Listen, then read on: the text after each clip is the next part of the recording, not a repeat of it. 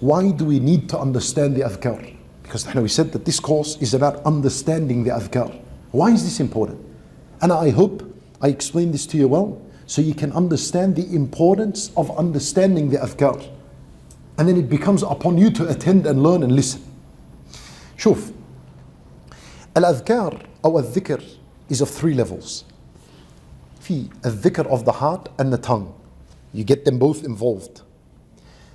The second level of dhikr, which is less than this, is the dhikr of the heart alone.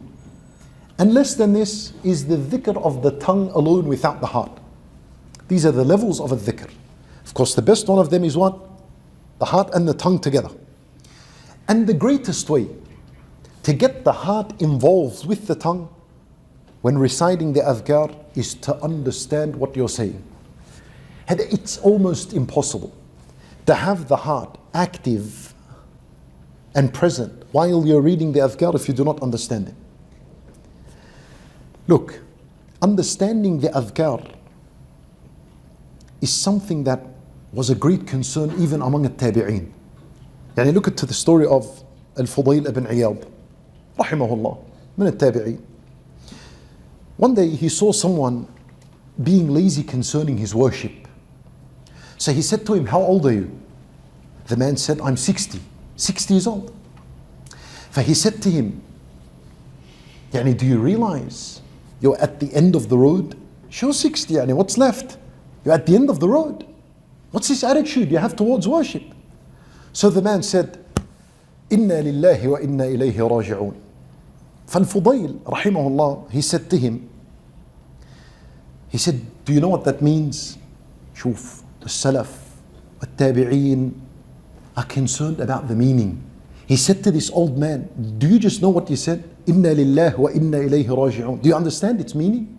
Wallah, you just said words and you don't understand what it is." He said, "I don't know." هذا from the time of the Tabi'een. Look at the concern for the meaning of the adhkar is at the time of the Tabi'een. He said to him, "I don't know."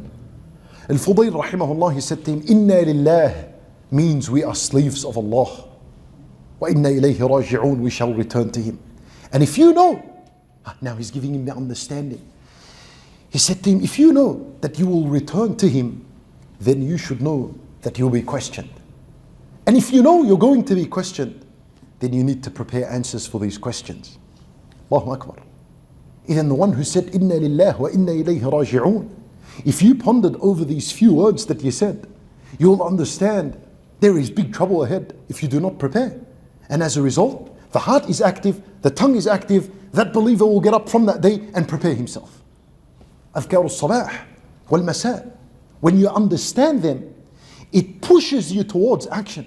It pushes you towards righteousness.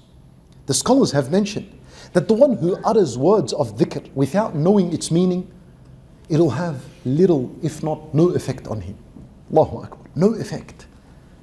And what's worse than this is the one who says the adhkar and then throughout the day and the night his actions contradict that which he said.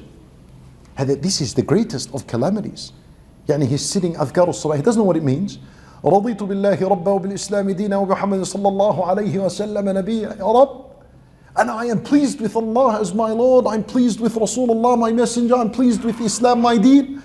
And then his actions of the day of the night doesn't show that he's pleased with Allah as his Lord. Doesn't show. Where is it? How that you said you're pleased with Rasulullah as a prophet, when you're engaged in bid'ah? How's this the case? See what? This is the calamity when you do not understand what you say. Why do we have to understand these adhkar? Because when you know the meanings, it has a great effect on the heart and the soul. A person becomes humble. Wallahi, he becomes humble when he reads these adhkar, one after the other. And he really begins to understand the desperate need he has for Allah Azza wa Jal, and the complete state of weakness he is in before Allah Azza wa Jal.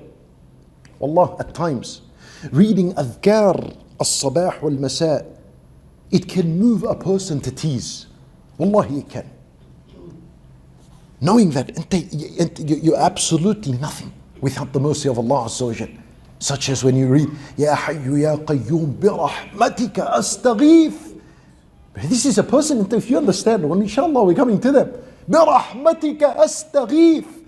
I am in complete, desperate need of your mercy. فَلَا تَكِلْنِي إِلَى نَفْسِي طَرْفَةَ عَيْنٍ. Do not allow me to rely on myself even for the blink of an eye. And I can't.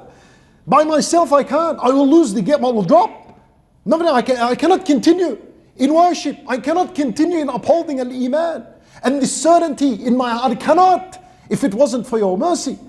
But Leo, realize how small you are, how weak you are, how desperate you are, needing Allah Azza wa Jall's mercy. Imagine this, you're sitting every morning and saying this, every afternoon and saying this.